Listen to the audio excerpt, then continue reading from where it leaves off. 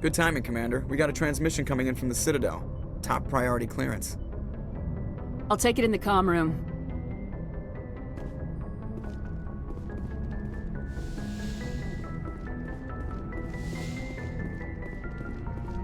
Commander Shepard, we've received information that may be critical to your mission against Saren.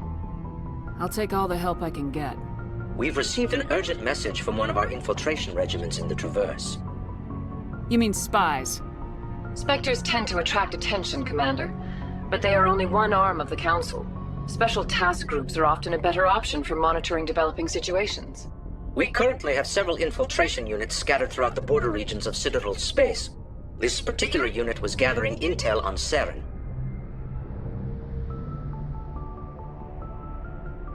What did they find? Unfortunately, the message we received was little more than static. The infiltration team must be in a situation where they can't set up proper interstellar communications. But the message was sent on a channel reserved for mission-critical communications. Whatever they were trying to tell us, we know it was important. Considering your interest in Saren, we thought you might want to investigate this. Find out what happened to our team. The signal originated from the planet Vermeer. I'll look into it. The Council prefers not to become involved in the specifics of Spectre activities. We only want you to be aware of all your options, including Vermeer. Good luck, Commander Shepard. We will keep you advised if we learn anything else.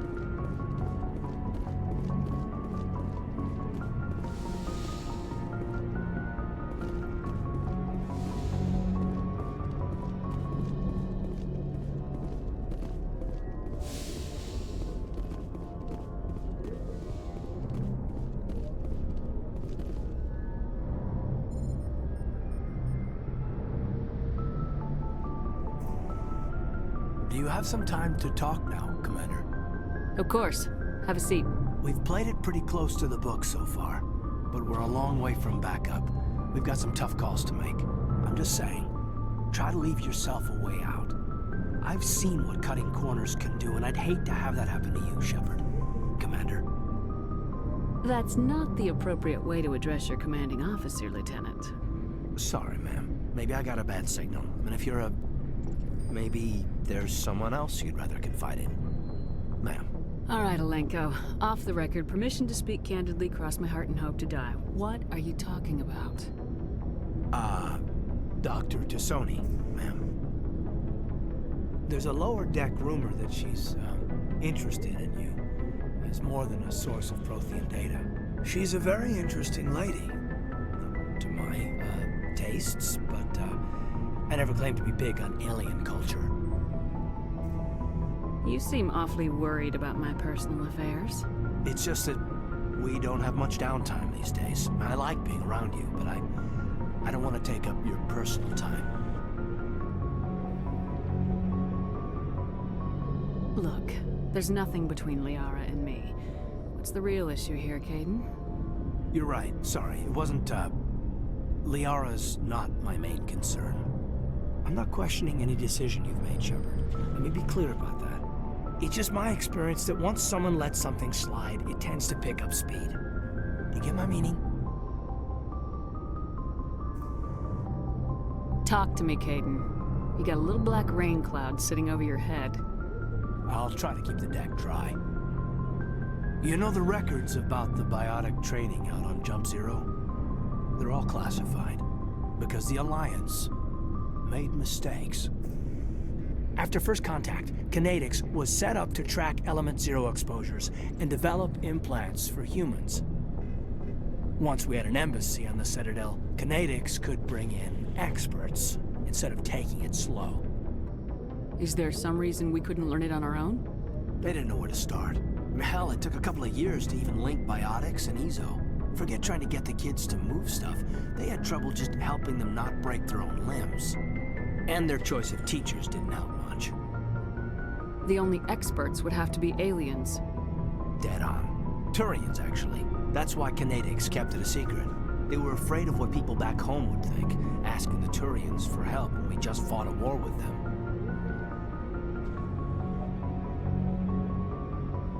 The Asari would have been more acceptable than the Turians. Yes, but the company didn't go through the Citadel. It would have made Earth look weak, so they discreetly hired some Turian mercenaries. I'm sure Kinetics did what they thought was best. It wasn't best for us. They brought in an ex-military Turian named Commander Vernus. To introduce himself, he liked to say, "I was at the helm of the dreadnought that killed your father." Well, I told him my dad wasn't in the war. He'd retired to Vancouver. My family had an inland home that matured to New Beachfront. Vernus had it in for me after that. He cut corners, pushed hard. I mean, you either came out a Superman or a wreck. A lot of kids snapped. A few died. The point of all of this, I guess, is that when you cut corners, it's not always obvious who pays for it. So why are you telling me this? Is there something I can do to help you get over it? I'm 32, Shepard. You don't serve as long as I have without coming to terms with yourself. You also learn that if someone is special to you, you help them. Try to keep them from making mistakes.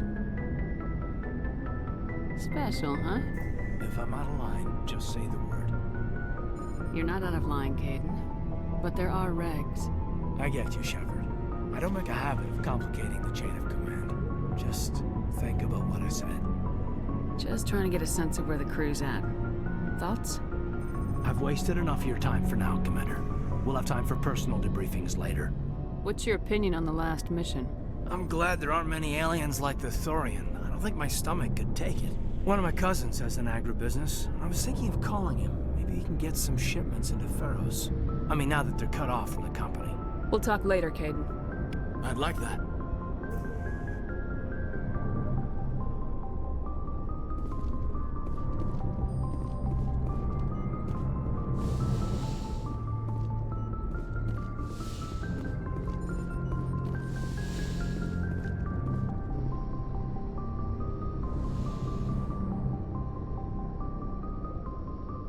I get the feeling you want to ask me something, Commander.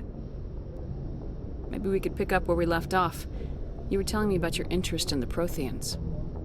Actually, I think I was talking about my interest in you, and making a fool of myself in the process. As I said, I am not used to dealing with people, especially humans. I did not really know much about your species when we first met, Shepard. I found it hard to take humanity seriously. Your kind always seemed so rushed and high-strung. We don't have the luxury of time. An Asari can live for 1,000 years. We're lucky if we hit 150. That is true. At first I thought that was a weakness of your species. After spending time with you and your crew, however, I think it may actually be an advantage. You humans are creatures of action. You pursue your goals with an almost indomitable determination. It is an admirable trait, but also an intimidating one. You're scared of us? Unfortunately, the rest of the galaxy sees humanity as something of a bully. You run over anyone in your path to get what you want. It is up to people like you to change their minds, Shepard. I'm doing the best I can, Liara. There is a reason the Council chose you to become a Spectre. They saw something special in you. The best of what humanity has to offer. I looked into your history. I know what happened on Akuz. The fact that you survived shows a remarkable strength. You didn't need to go behind my back. I would have told you whatever you wanted to know. I apologize, Commander. After our last conversation, I was afraid I would say something stupid again. I wanted to know more about you, to understand what made you into the woman you are. There is something compelling about you, Shepard. Are you sure you're interested in me, or is it my visions of the Protheans? I admit, your connection to the Protheans had something to do with my initial interest, but it has grown beyond that. You intrigue me, Shepard, but I was not sure if it was appropriate to act on my feelings. I thought there might already be a relationship between you and Lieutenant Alenko.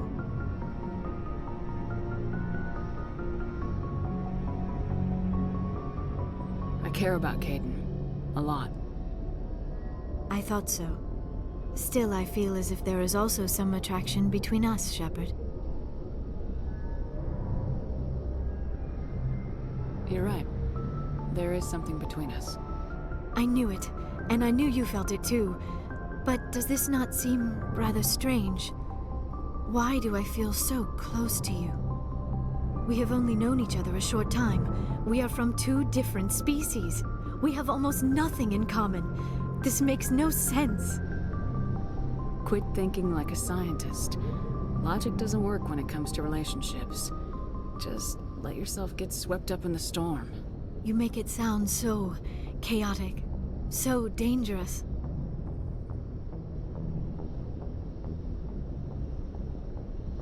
Don't tell me a little danger puts you off. This is all a bit overwhelming. I am not used to this. You. I need some time. Take all the time you need, Liara. I'll be here. Thank you, Shepard. Let's just talk about something else for now.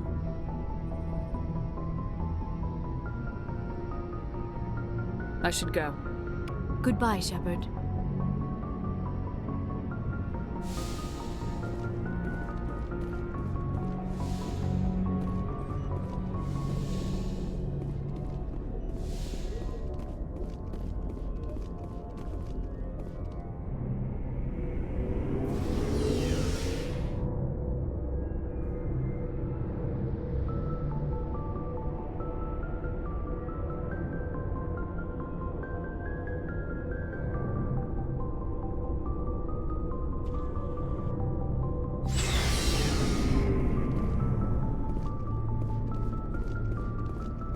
Commander, good to see you. You've been with C-Sec a while. Have you seen much action? Well, not as much as you, but yeah, I've seen some interesting things. I bet you have. Anything in particular that stands out? I remember this Solarian geneticist I was sent to investigate. That case was a bit disturbing. What happened? Why were you investigating him? I was tasked with tracking black market trade on the Citadel. Most of it harmless, nothing I needed to pursue. But during the course of my investigation, I noticed an increase in the trade of body parts, organs mostly. We usually get a few of those, but not the numbers I was seeing. We weren't sure if there was a new black market lab or if some freak was harvesting organs from citizens. You've seen this before on the Citadel? Every so often, some lab sells unwanted parts through the black market, but they're not as bad as the cycles. I remember this one L-Corps diplomat we caught in my first year on the job.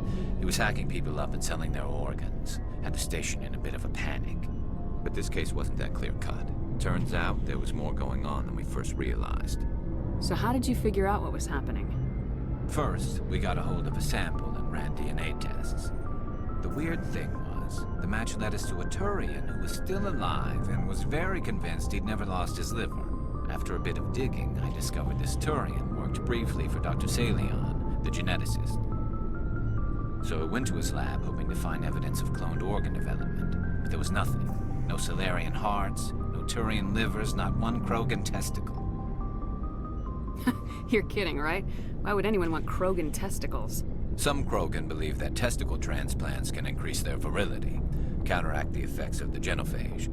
It doesn't work, but that doesn't stop them from buying. They'll pay up to 10,000 credits each. That's 40,000 for a full set.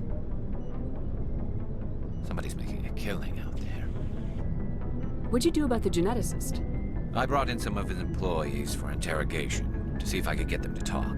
While I was interviewing one of them, I came across something suspicious. You mean threatening? Was that really necessary? Maybe, maybe not. Either way, it paid off. One of my detainees started bleeding profusely during the interview. We offered to patch him up, and he got frantic, freaked out. I ordered a full exam to find out what was going on. Our medics found incisions all over his body, some of them fresh. That was our big break. These people weren't just Dr. Salion's employees. They were test tubes. Walking, living test tubes. He was growing parts inside these people? Exactly. He cloned their organs right inside their own bodies. Then he harvested them and sold them off. Most of the victims were poor. He'd pay them each a small percentage of the sales, but only if the organs were good. Sometimes an organ wouldn't grow properly, so he'd just leave it in them. Most of them were a mess, but only on the inside, hidden so nobody could see it. I hope he got what he deserved. That's the worst part. We never caught him.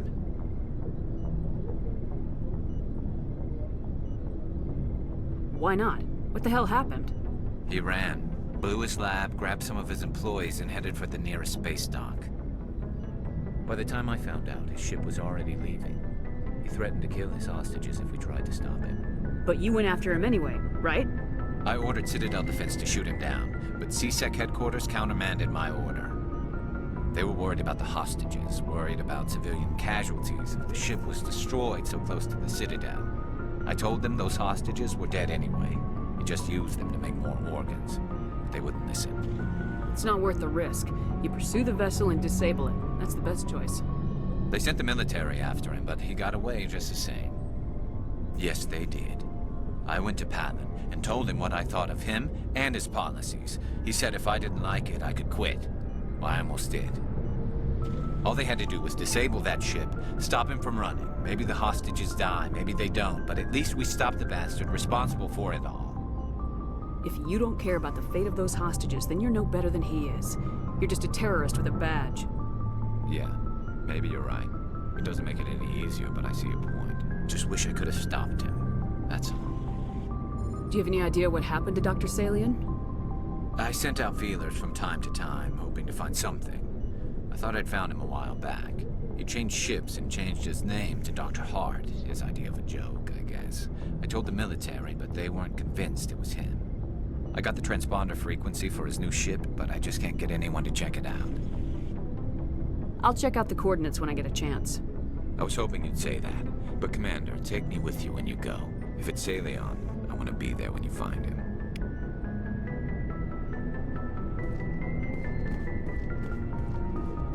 Commander? What's your opinion of the last mission? Gotta admire those colonials. That's about the worst place for a colony I've ever seen. Given the option, I'd get the hell out of Dodge. Do you have a few minutes to talk? One-on-one? Sure. I was just watching some mail from home. Oh, before I go, we saw Caden in a news vid about the Normandy. He's cute. Later, sis.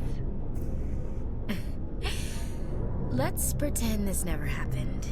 Are you interested in the Lieutenant, Chief? No, ma'am. And anyway, Scuttlebutt says he's already sweet on someone. What's up? You didn't come by to eavesdrop on family mail. Your family seems to be important to you. Yeah, we've always been close. Me and my sisters especially. With Dad on duty so much, I had to help Mom raise them. Did your father serve with the fleet? Yeah, took any crap posting he could get that offered space time. You know what? He worked his ass off trying to get recognized, but he never made it above serviceman 3rd class. He was real proud when I made Chief. First thing he did was salute. What about your mother? You haven't mentioned her. You must know what military wives are like. Strong because they have to be, able to raise kids while Dad's away on a 6-month cruise. She has a degree in planetary geology. She and Dad both wanted to see new worlds. She gave up her career to raise us, though. You have more than one sister? Sounds like a big family. Yeah, I'm the oldest, then Abby, then Lynn. Sarah's the youngest. She's still in high school. With 4 girls, Dad used to say he felt more outnumbered at home than on maneuvers. Where did you grow up? All over. Same as you, I expect.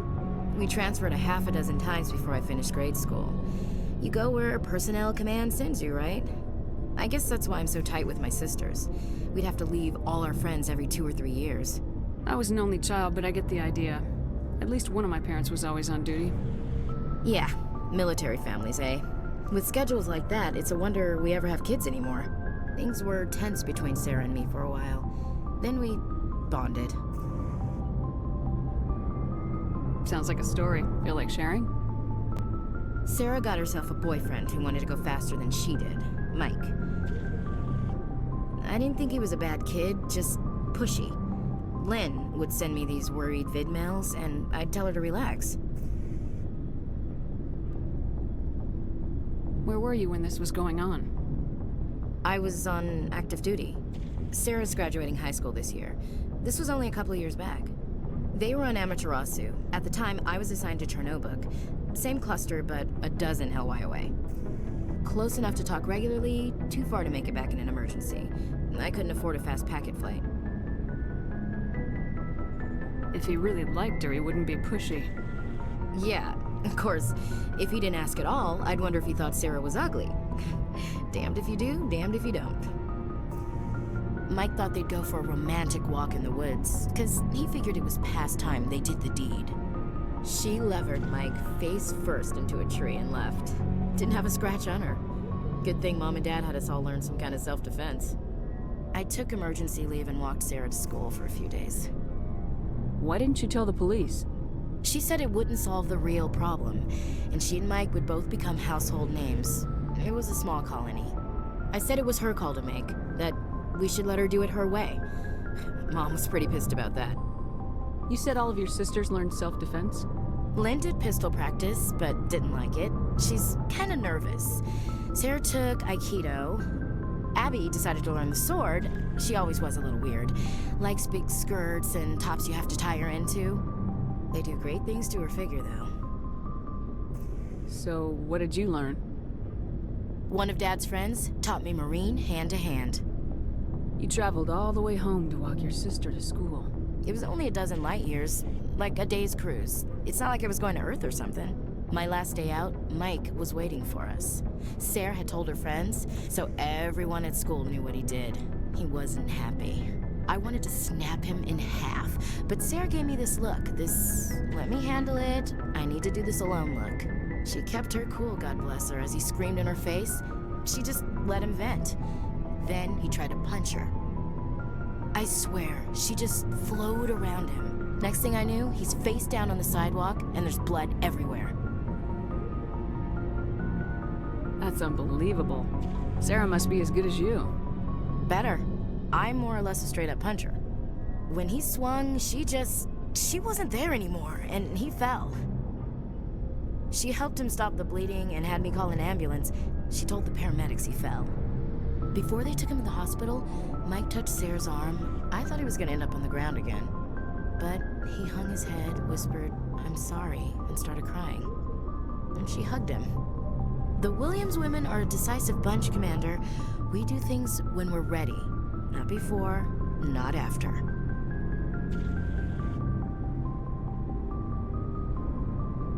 Your sister's something else. But you didn't mention your father at all. Was he on deployment? Dad always wanted to serve in space, but he wanted us to have real ground under our feet. He'd say, space is beautiful, but you can't raise a family there. I cannot rest from travel. I will drink life to the lees. All times I've enjoyed greatly, have suffered greatly, both with those that loved me and alone. For always roaming with a hungry heart, much have I seen and known, cities of men and manners, climates, councils, governments. I never thought I'd hear you reciting poetry. Just because I can drill you between the eyes at 100 meters doesn't mean I can't like sensitive stuff. Just don't spread it around. Ulysses was my dad's favorite poem. Every time he shipped out, he recorded me reading it. He had a dozen versions when he retired. Does he still like it? I sure hope so. I read it to his grave every time I go home. Dad passed on a few years back. He's probably still watching, though. You mean from wherever we go after death? Dead on, Skipper. He's with God now. That's not a problem with you, is it? That I believe in God? Everyone has the right to believe what they want.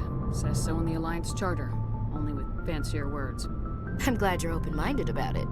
I've met a few people who were really weirded out by my faith. Because I work in space, I can't believe in a higher power? Jeez.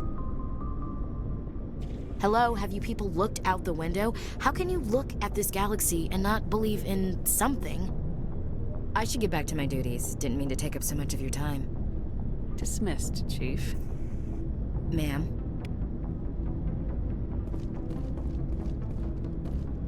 What do you want, Shepard?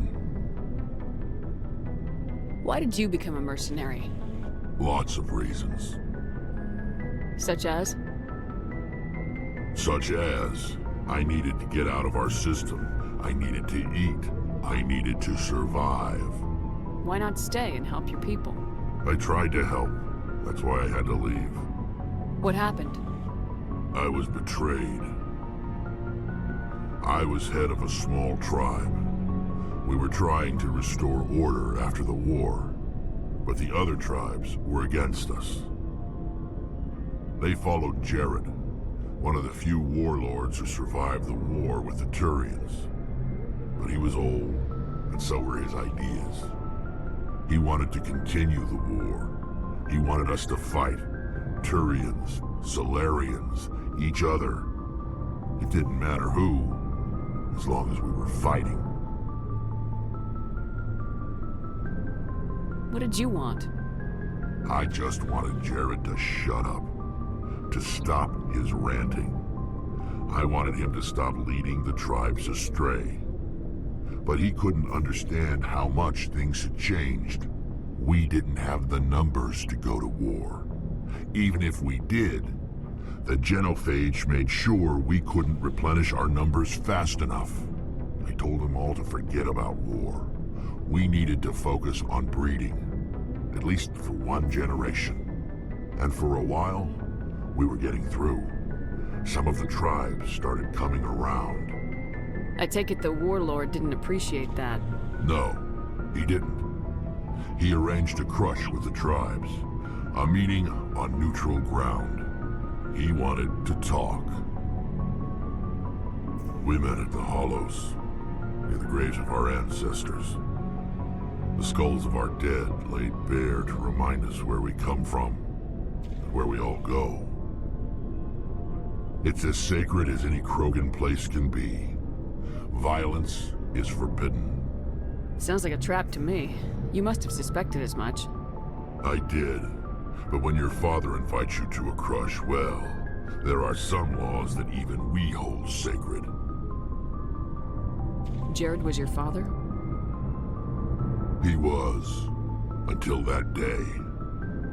We talked, but we didn't get anywhere. When it was clear that I wouldn't join him, he gave the signal. His men leapt from the graves of our ancestors like Krogan undead. The few that were loyal to me died quickly.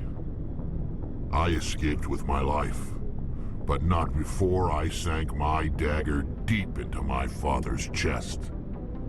That is why I left, and that's why I'll never go back. You must have family other than your father. Don't you miss them? You trying to make me cry, Shepard? I've got some unfinished business with my family, but that's all. What kind of business? Before I left, I made an oath to my father's father.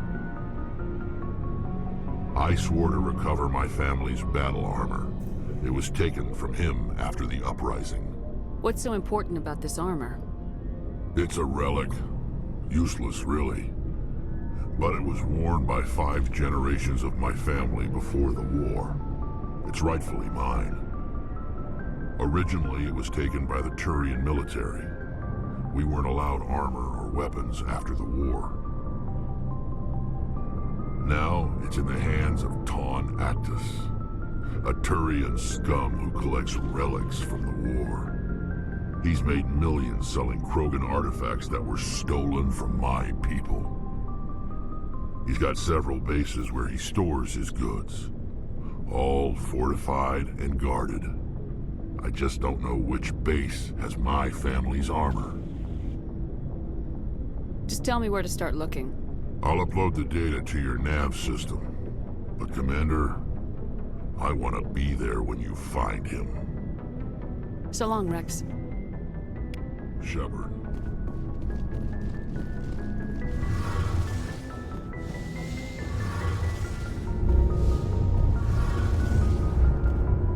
Shepard, I'm glad you're here. Good to see you smiling again, so to speak. I'm sleeping much better now. I guess I'm getting used to how quiet your ship is. I still think a lot about my pilgrimage, though. I know Saren's our top priority, but with all the worlds we go to, I was hoping to find something to bring back to the flotilla. We've still got a long way to go. You'll find something to take back. Yes, but it cannot just be some derelict ship my people can use for salvage. It has to be more than that. There's a lot expected of me. What's so special about you? It's my father. He's the senior member of the Admiralty Board. He's one of only 5 people who can overrule the decisions of the Conclave for the good of the migrant fleet. My father is responsible for the lives of 17 million people. Our entire race is in his hands, and I'm his only child. So are you some kind of heir to the Quarian throne or something? No, it doesn't work that way. My father's position isn't hereditary. I'll probably never serve on the Admiralty Board myself.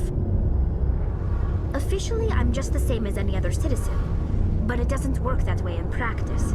People have always treated me differently because of who my father is.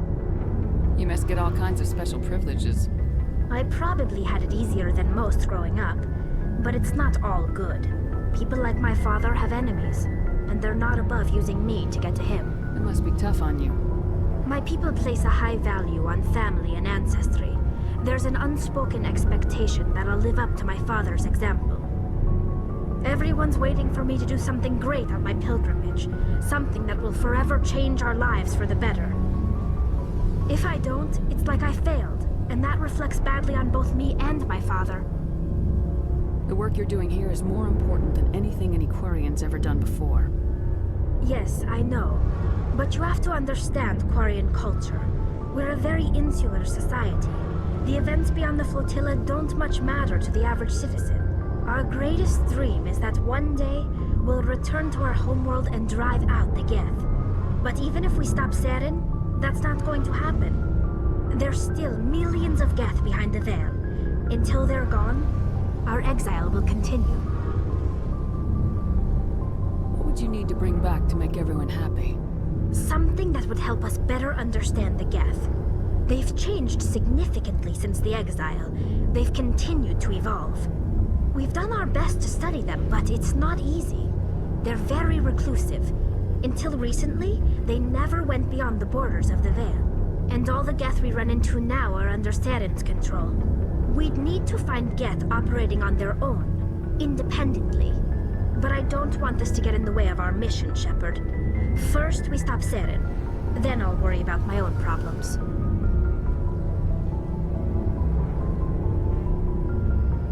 What was your father like? It wasn't easy growing up as the daughter of one of the Admiralty. Even before he joined the board, he was a prominent figure. People looked to him for leadership. He had to set an example, and he expected the same of his daughter. Plus, he was pretty strict, a military man through and through. He never allowed me to settle for anything less than excellence. As a kid, I sometimes felt like he was pushing me too hard. But now I'm old enough to appreciate what he taught me. The world doesn't owe us anything. If we want something in life, we have to earn it. Where was your mother in all this? Mother was around, but she always seemed to kind of blend into the background. Almost like she was overshadowed by my father. He tends to do that to people. She passed on about 5 years ago. Some airborne virus that swept through the fleet. Happens sometimes when the filters start to break down. I think my father took it pretty hard. After she was gone, he became even more focused on his work. I think that was his way of dealing with the grief. Sounds like a tough upbringing. You don't resent your father at all? Like I said, it wasn't easy. My father's not the kind of person you bond with. And he wasn't around all that much. Too busy.